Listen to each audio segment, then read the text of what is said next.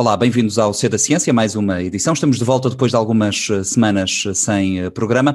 A nossa convidada de hoje é Joana Gonçalves de Sá, professora associada convidada do Departamento de Física do Instituto Superior Técnico, é investigadora principal do Laboratório de Instrumentação e Física de Partículas, onde coordena o grupo de investigação em Social Physics and Complexity. Foi coordenadora da iniciativa Ciência e Sociedade do Instituto Gulbenkian de Ciência, onde ainda dirige o programa Ciência para o Desenvolvimento de Promoção da Ciência nos países africanos de língua oficial portuguesa. Por este trabalho foi de resto condecorada em 2016 com o primeiro grau da Medalha de Mérito Educativo pelo Governo de Cabo Verde. Na sua investigação, a Joana utiliza técnicas experimentais e computacionais, Big Data e Ciência da Complexidade no estudo do processo decisório, principalmente em política e saúde. A Joana nasceu no Porto, licenciou-se em Engenharia Física Tecnológica pelo Instituto Superior Técnico e, através do programa Gulbenkian de doutoramento em Biomedicina, desenvolveu a sua tese de doutoramento em Biologia de Sistemas na Universidade de Harvard,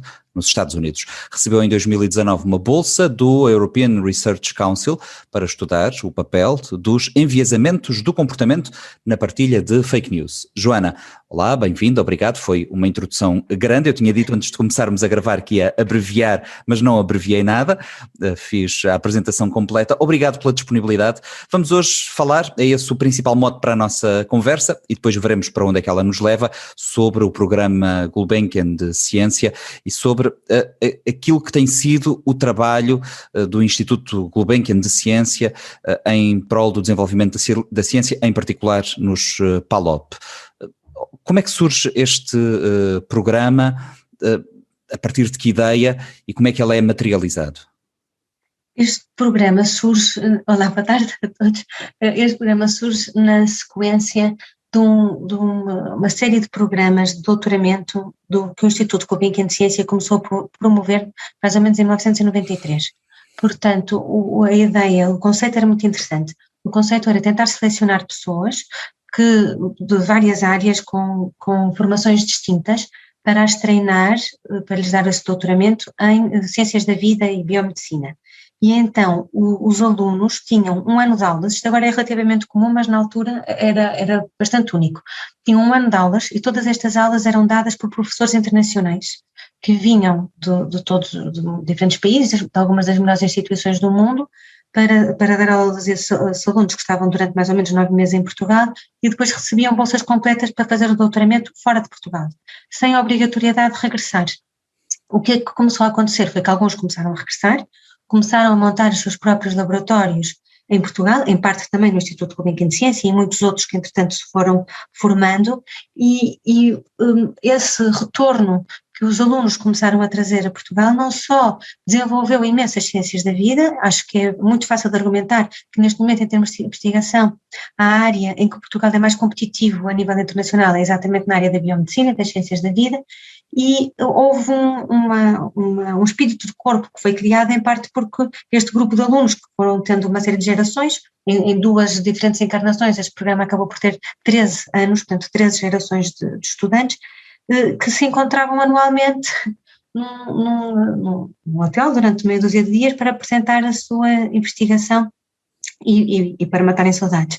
E o que acabou por acontecer foi que num desses encontros surgiu a ideia, houve uma conversa, vários de nós, eu fui aluna desse programa, vários de nós estávamos na conversa a falar sobre o impacto que o programa tinha tido, a forma como tinha mudado as nossas vidas e o impacto que tinha tido em Portugal, e surgiu a ideia de se fazer algo semelhante nos países africanos de língua oficial portuguesa e houve um entusiasmo, a sensação de que nós conseguiríamos fazer isto, e os caras entusiasmam um bocadinho mais do que os outros, e isto foi avançando.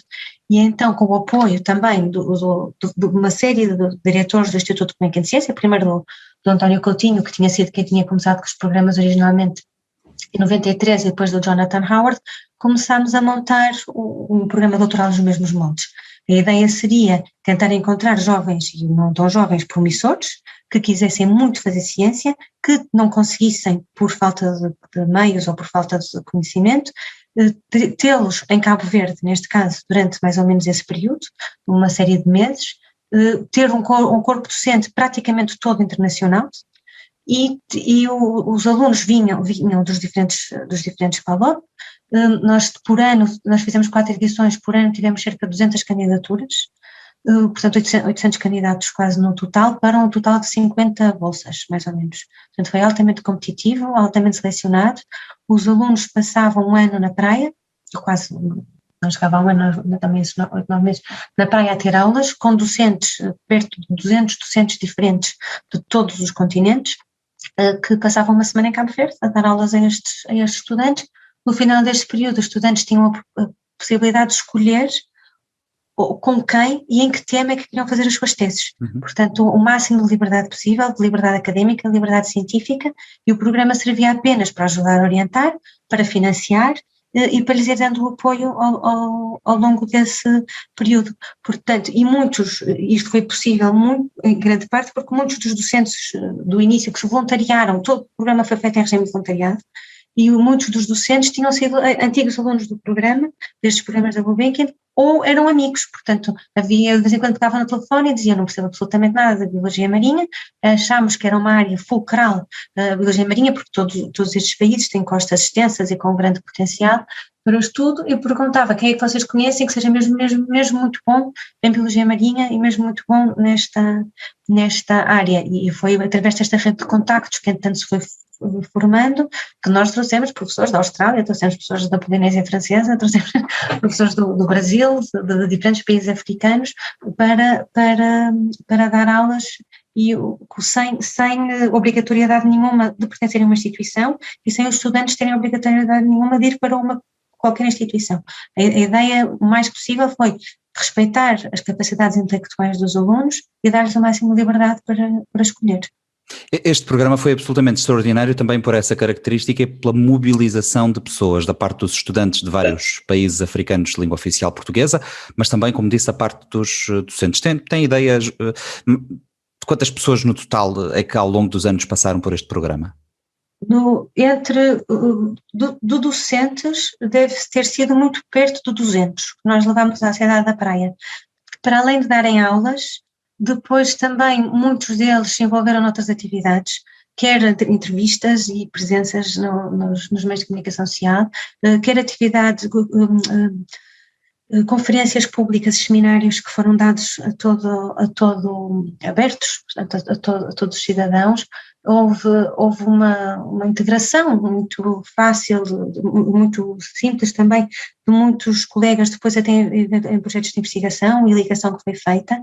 Há vários estudantes do programa que neste momento estão em projetos de investigação nos seus países de origem com investigadores de diferentes lugares do mundo. Portanto, houve toda uma dinâmica que foi criada em redor do programa, que não se limitou a trazermos professores, a ficarem fechadinhos numa sala, a darem as aulas àqueles escolhidos e depois regressarem.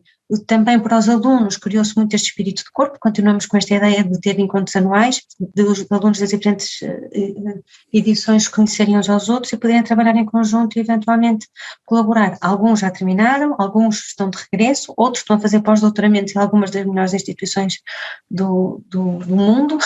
Portanto, tem sido, em geral, ainda estamos no início para conseguir medir impactos, mas parece-nos que está a correr bastante bem. Mais ou menos quantos doutorandos é que já terminaram o seu percurso nesta altura? Eu penso que devem estar, portanto, dos 50, eu penso que devem estar perto de 20, não deve chegar à metade. E este ano a expectativa é que talvez mais uns 20 terminem. Portanto, pensamos que talvez até ao final do ano, até ao final de 2022, é provável que não terminem todos, mas deve estar grande parte. Quais são as principais áreas em que estes alunos estão a produzir e a investigar? Nós tínhamos desenhado o programa de maneira a haver uma introdução no início chamada Biologia Moderna, Biologia Molecular, Evolução, muito as bases da Biologia. E depois havia 3 módulos principais: um módulo de Biologia Marinha e Costeira, e muito também relacionado com a biodiversidade, um módulo mais de plantas e de agricultura e um módulo de doenças tropicais e infecciosas e saúde pública. esses 3 módulos eram de 2 meses cada um, portanto, no total, 8 meses o programa completo.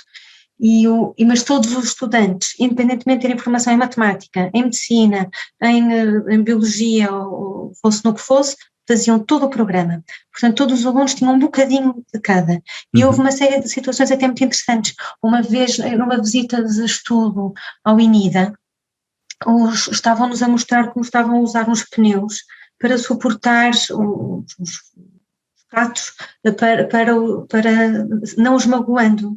E então, isto foi no módulo das plantas, portanto tínhamos ali uma série de pessoas que tinham formação em ciências agrárias e biologia de plantas e por aí fora, mas houve um médico e um entomologista que olharam para aquilo e deitaram as mãos à cabeça e disseram: vocês não podem fazer isto, que isto é um ninho de ovos para malária. Porque o facto de terem os pneus pretos seguravam a água, ficava ali quente e úmido, acumulava a possibilidade de haver ali foi muito grande. E no momento identificaram o problema e arranjaram uma solução, porque bastou abrir uns buracos, os furos nos pneus, nos furos, para a água drenar e secar e pronto, em ambiente seco já não há ovos, de anofélis. E então, portanto, esse lado muito multidisciplinar e dos alunos terem uma perspectiva muito geral de problemas que afetam os diferentes países, eu penso que foi muito enriquecedor para todos. E muitas vezes eles tinham a sensação, por exemplo, houve um aluno de São Tomé que uma vez nos disse: eu quero fazer o meu doutoramento em Biologia Marinha, mas sei que quando voltar a Cabo Verde vou ter um conhecimento único em biodiversidade de plantas, porque tive 2 meses de formação em biologia molecular e assim, portanto, um dia que eu tenha a dar aulas sobre isto, não que eu vá ser um especialista, mas vou ter uma vontade que não teria. Mas, na verdade, uma grande parte dos alunos, dos estudantes, escolheu fazer doutoramento não em áreas aplicadas, portanto, que uma pessoa veja onde é que a ciência vai ter essa aplicação, mas nas chamadas áreas fundamentais. Portanto, de conhecimento puro, de curiosidade pura, biologia molecular, algo mesmo muito... foi a curiosidade deles, foi o que eles quiseram aprender, sem necessariamente estarem presos à ideia de que eu preciso de fazer algo que depois eu tenho uma aplicação muito clara no meu país. E esse também é um retorno que eu acho muito interessante, porque essa abertura de espírito e de conhecimento é mais fácil quando se começa assim, depois ver as aplicações, do que quando se começa com conhecimento muito aplicado, depois perceber onde é que ele possa ser aplicado a outras áreas. E de facto foi algo também muito, muito interessante que nós temos vindo a observar, e de facto alguns dos estudantes que já estão de regresso fizeram doutoramentos em áreas absolutamente fundamentais, mas agora estão a ser, por exemplo, o caso da Pâmela, que está de volta a Cabo Verde, que fez um doutoramento em áreas absolutamente fundamentais de transcrição e como é que funciona o interior das células, e que agora está a ser muito útil no combate à pandemia e nos testes que estão a ser feitos para a Covid, porque tem as técnicas moleculares de identificação de DNA e de RNA e do que ali está.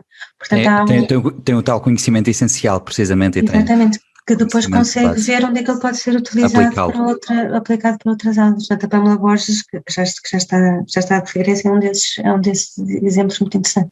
Joana, explique-me só um pouco melhor como é que depois desta primeira fase em que reuniam todos os alunos aqui em Cabo Verde, como é que depois estava a transição para a fase de produção da criação do projeto de investigação, de produção da tese e os vínculos institucionais depois para a produção dessas teses, como é que isso acontecia? O que acontecia era que nós tentávamos, quando os estudantes começavam a ter uma ideia daquilo em que estavam a trabalhar, quer dizer, eu acho que eu gostava mais que fosse dentro desta área, nós arranjávamos uns mentores, portanto, colegas especialistas na área, que os pudessem aconselhar e dizer: olha, vê o trabalho deste, vê o trabalho daquele, deste artigo, daquele artigo. E depois, quando os estudantes já iam afunilando, não é? Porque no início é muito difícil, porque é tudo, há um mundo, iam afunilando, iam tentando descobrir o que é que queriam mesmo fazer. Começavam normalmente ainda por videoconferência, portanto, porque ainda os alunos nessa fase não estavam em Cabo Verde, a falar com possíveis orientadores. E fazia-se uma espécie de entrevista virtual, a tentar perceber interesse em comum, o que é que poderia ser feito, discutir possíveis projetos. E isto eventualmente cristalizava num projeto com ou uma orientadora, no início ou em Portugal ou no Brasil, mas houve logo alunos Houve logo estudantes que, ou porque tinham tido contacto com docentes que tinham vindo de outras instituições, ou por iniciativa própria, estabeleceram um ponto mesmo fora de Portugal e do Brasil e fizeram os seus doutoramentos fora destes países, ou uma grande parte dos seus doutoramentos, e pronto, e depois nesse momento tinham as bolsas, ou da Fundação para a Ciência e Tecnologia, no caso de Portugal, ou da CAPES, no caso do Brasil, e tipicamente inscreviam-se nos programas doutorais das instituições onde estivessem. Portanto, esse foi outro acordo que nós conseguimos com o Brasil e com diferentes instituições de Portugal, foi de reconhecerem o curso que tinha acontecido em Cabo Verde, isto com o apoio da Universidade Nova de Lisboa e do TQB, que foi a primeira instituição que reconheceu as nossas cadeiras e reconheceu esse bloco de aulas e deu equivalência aos programas internos. Portanto, os alunos vão acabar os seus doutoramentos com o diploma das instituições onde estiveram, na sua maioria em Portugal e no Brasil. O que é que lhe parece que é mais frutífero daqui? Além, claro, de uma série de novos doutorados em áreas muito específicas e com formação avançada, e já deu aqui alguns exemplos de como isto está a ser posto em prática, nomeadamente neste momento de pandemia que vivemos, mas aquilo que lhe pergunto é, o que é que deste programa resulta para a ciência nos PALOP, para a investigação científica, para o conhecimento, para a criação até diria de uma cultura de ciência neste espaço da língua portuguesa? E ciência colaborativa, quase. Eu diria que ainda é cedo para sabermos. Acho que isto é o tipo de investimento que se faz. Aliás, na altura, em Cabo Verde, era o ministro António Correia Silva, que era o ministro do Ensino Superior de Ciência e de Inovação em Cabo Verde, que fez essa aposta. Portanto, o governo de Cabo Verde fez esse investimento e ele costumava usar uma imagem que eu agora uso muito, que é o milho para semear e o milho para cachupa. E a ideia de que nós, tendo aquele milho na mão, temos de decidir qual é que vamos semear e qual é que vamos comer. E o milho de semear é o milho destes projetos. Portanto, são projetos que nós não vemos logo o resultado, que nós não os comemos logo, mas que se nós não os tivermos, daqui a uns anos não há cachupa, não é?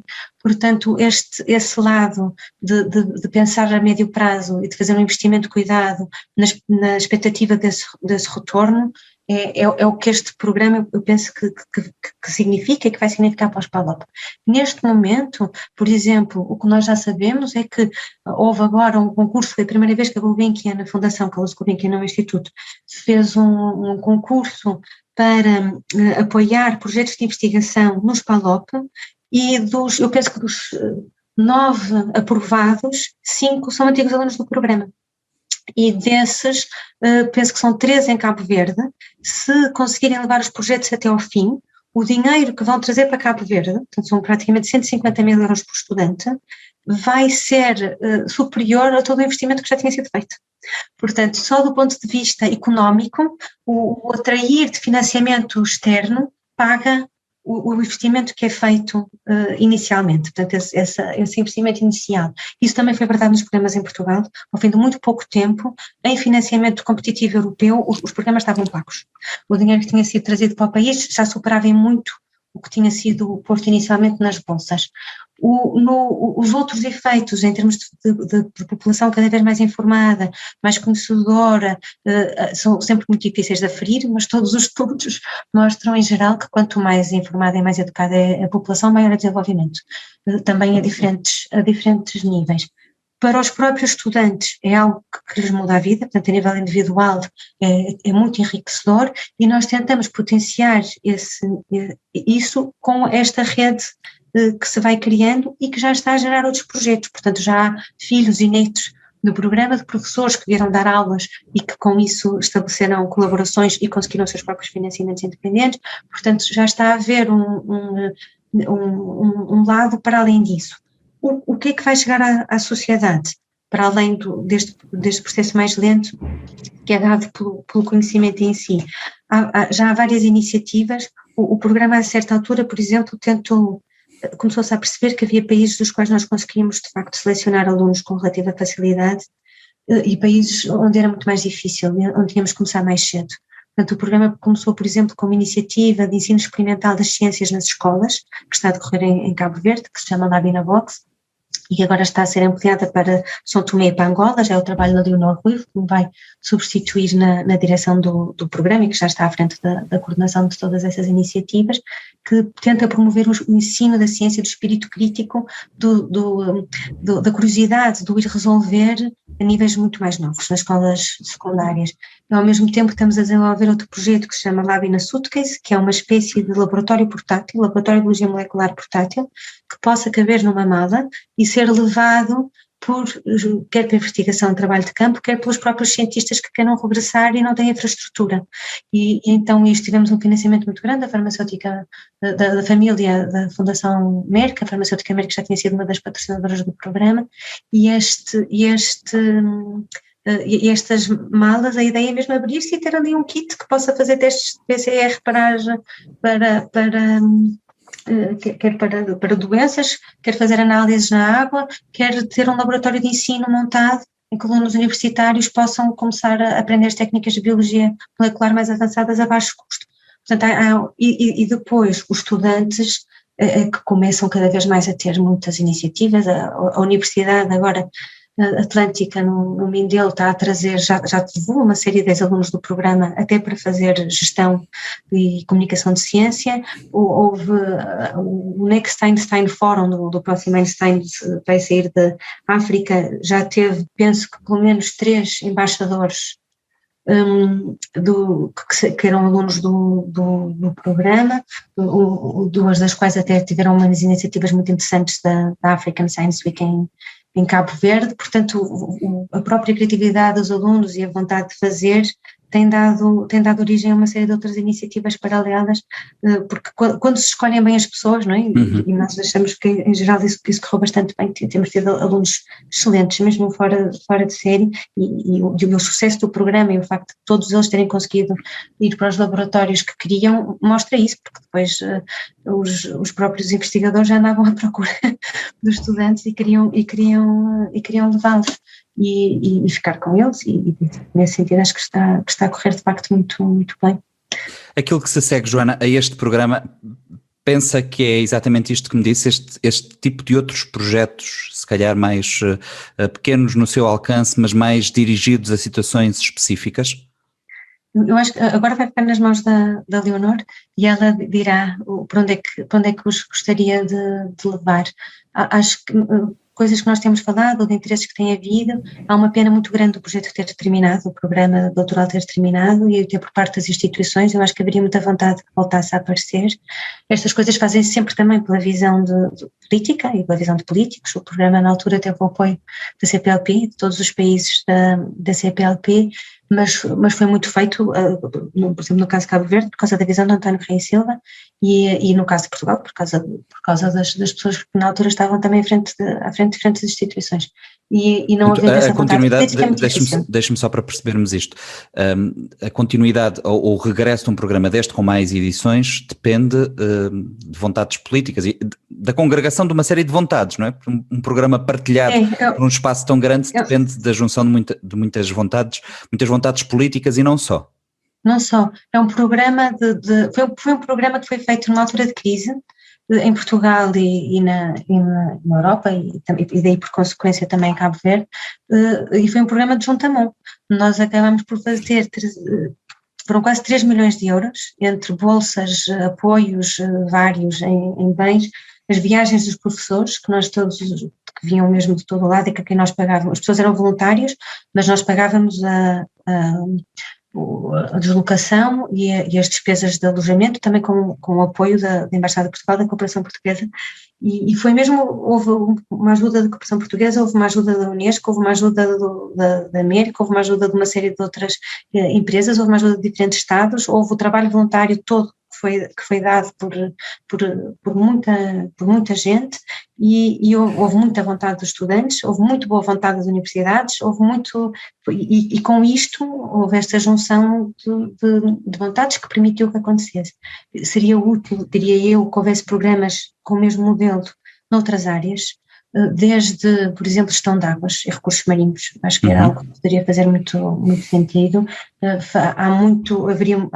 Acho que era muito interessante que houvesse um de história, e de história dos PALOP, que ainda é muito ensinada do ponto de vista do país colonizador e muito nos últimos 500 anos, e acho que começar a haver apoio para haver investigação muito séria dos períodos anteriores era algo que eu acho que poderia ser, que faria todo sentido, e mesmo programas na parte da agricultura e melhoramento de plantas, acho que poderia ser bastante interessante. Há muitas áreas, energia, gestão de recursos energéticos, sejam eles renováveis ou não renováveis, é outra área onde há uma falta de recursos humanos treinados ao mais alto nível, que poderia ser crucial até para a independência, para a independência energética e para esses objetivos que muitos países têm. Então acho que o modelo é um modelo que eu acho que funciona em Portugal, já foi replicado, funcionou muito bem neste programa, um modelo de confiança enorme nos indivíduos, de apoio, de libertação institucional, e que como modelo pode ser replicado para muitas áreas. Se vai ser ou não, já não está nas minhas mãos, mas há uma vontade muito grande, penso eu, da maior parte dos estudantes poder contribuir e de poder melhorar a qualidade de vida através nos diferentes países, através do conhecimento que foram juntando. Portanto, haja vontade dos países também nos receber. Esperemos que essa conjugação tão grande de vontades possa acontecer num futuro não muito distante. A Joana há bocadinho frisou, quando disse que em alguns países foi mais difícil recrutar as pessoas que integraram o programa, e depois frisou o facto de daí ter resultado a necessidade de se fazer um acompanhamento prévio, não é? Isto está muito relacionado com aquilo que é a cultura científica destes países, com aquilo que é o próprio sistema educativo, o funcionamento dos sistemas educativos, o papel que a ciência tem, os meios que existem para que, quando os alunos chegam a um nível no qual vocês trabalham, já tenham, por um lado, eles próprios uma cultura científica, um conhecimento científico. Depois de tantos anos a trabalhar com tantas dezenas de estudantes vindos de diferentes países, com diferentes contextos, por onde é que começaria para a criação dessa cultura científica? Estou-lhe quase a pedir agora um programa de governo. Não há nada que eu vá dizer aqui que não seja conhecido. A formação de professores é fundamental. A formação de professores, quer ao nível secundário, quer ao nível superior, é muito importante, porque são os primeiros contactos que as pessoas têm. Se os professores não têm uma grande formação científica, uma boa formação científica, é muito difícil passar isso e passar essa vontade aos alunos. Se os professores têm medo de fazer experimentação nas aulas, porque não corre bem, ou porque não se sentem à vontade quando as perguntas saem de um livro, não vão fazê-lo. Portanto, aí por mais que se faça, por melhor sejam os guias, por melhor sejam os manuais, é muito difícil. Portanto, a formação de professores é crucial.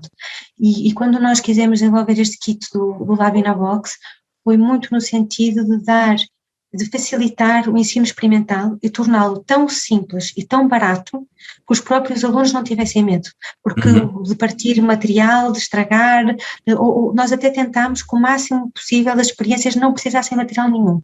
O que interessava, havia um protocolo, havia uma maneira de pensar, havia uma vontade de pensar, mas podiam buscar pedras e terra e água e com isso desenvolver as experiências para não se sentirem limitados ou por falta de material ou por falta de dinheiro.